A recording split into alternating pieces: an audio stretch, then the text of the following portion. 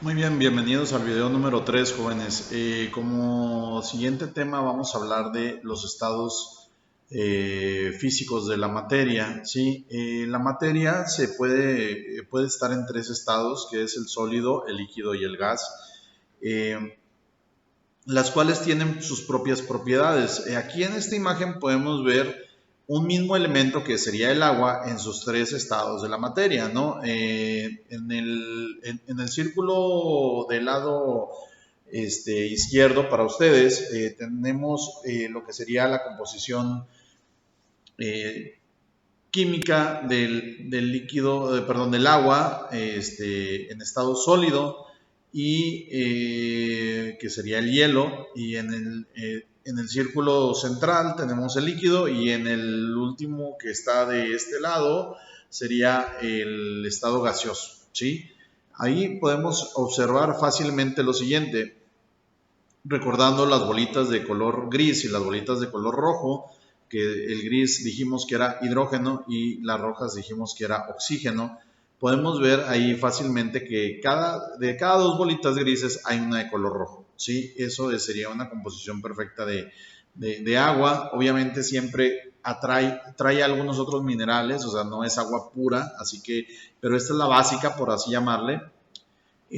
Aquí podemos ver lo siguiente, ¿sí? Tenemos que el estado gaseoso, los átomos están más dispersos, ¿sí? Es por ello que tienen una fácil movilidad. El gas se puede comprimir, de hecho, ¿sí? Por ejemplo, el cilindro de tu casa de gas, con el que cocinan en tu casa normalmente, tiene gas, pero no está en estado gaseoso, está en estado líquido o está más comprimido, ¿sí? ¿Qué quiere decir? Que los átomos están más cercanos unos con otros y se adaptan al cilindro, toman la forma del empaque en el que se encuentren, ¿sí? Y se pueden comprimir. ¿Para qué? Para que en un cilindro pequeño pueda caber bastante. Imagínense un extintor, trae bastante gas, pero está comprimido y de esa manera pues sirve para poder apagar un fuego bastante grande, ¿no? A diferencia que si lo quieres apagar con líquido, en una tina de agua del tamaño del mismo cilindro del extintor, cabría muy poca cantidad de agua y no podrías apagar gran cantidad de fuego, ¿sí?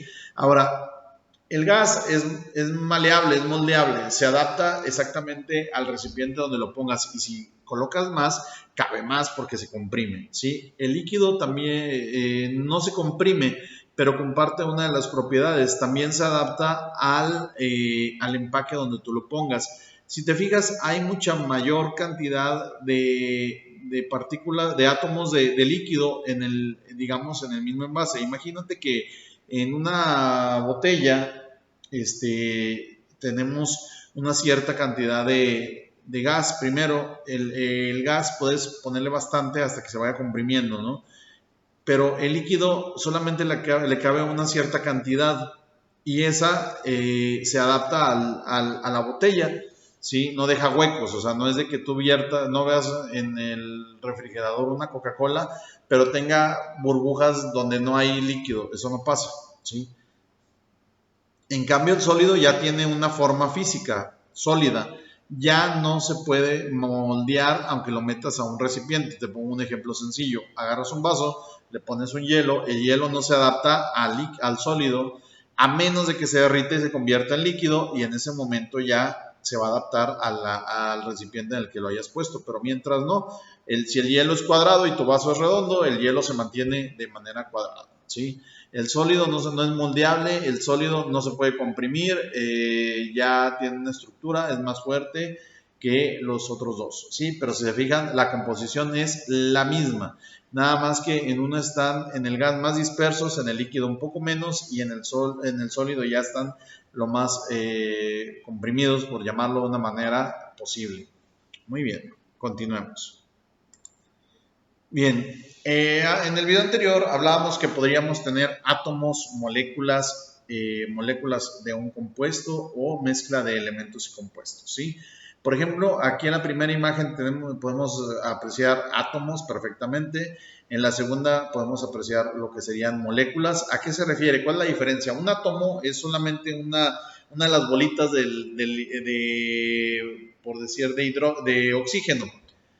Pero acá en la de moléculas de un elemento ya están pegadas de esa misma, ¿sí? Y luego en moléculas de un compuesto, o sea, ya están pegadas, pero puede aceptar de diferentes elementos.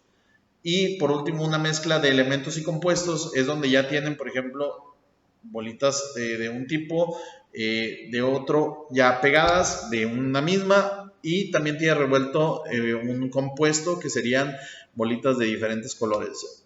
Lo estoy diciendo de una manera fácil de entender, pero quiere decir que son varios elementos ahí en la mezcla de los elementos, ¿sí? Bien. Dice, cada elemento contiene una sola clase de átomos. Los elementos pueden consistir en átomos individuales, como en la primera imagen, o como moléculas, como lo que sería la segunda imagen.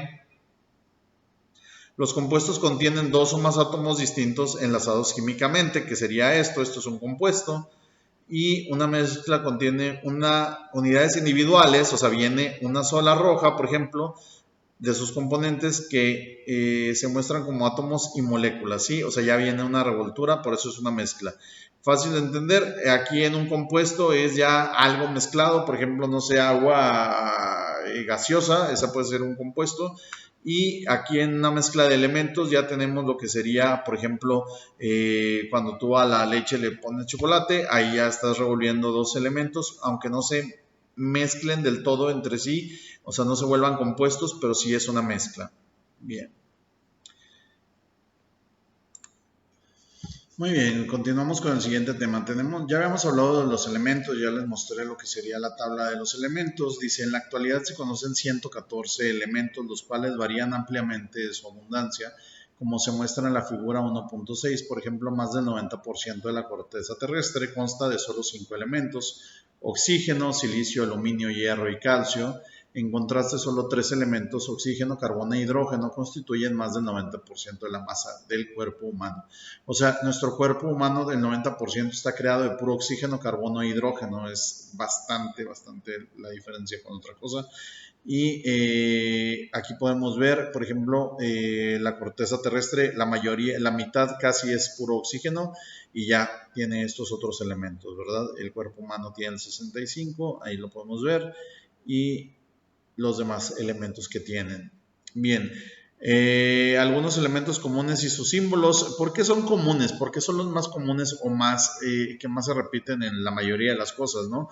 Tenemos lo que sería el carbono, el flúor, el hidrógeno, yodo, nitrógeno, oxígeno, fósforo, azufre, aluminio, bario, calcio, cloro, helio, magnesio, platino, silicio, cobre, hierro, plomo, mercurio, potasio, plata sólido, estaño. Algo que es fácil de aprenderse es, por ejemplo, que nuestro cuerpo está compuesto de chon. Es algo que se pueden aprender fácilmente. ¿Qué quiere decir chon? Si se fijan, la C es con la que inicia chon, es carbono, hidrógeno, la H, y oxígeno sería cho, más la N de nitrógeno. ¿Sí? Entonces, acordarse de eso nos ayudaría bastante en saber cómo está compuesto nuestro cuerpo humano. Bien, entonces hasta aquí lo dejamos el día de hoy. Vamos a continuar y vamos a dejar una tarea para que hagan en sus casas y entreguen esta semana. Gracias.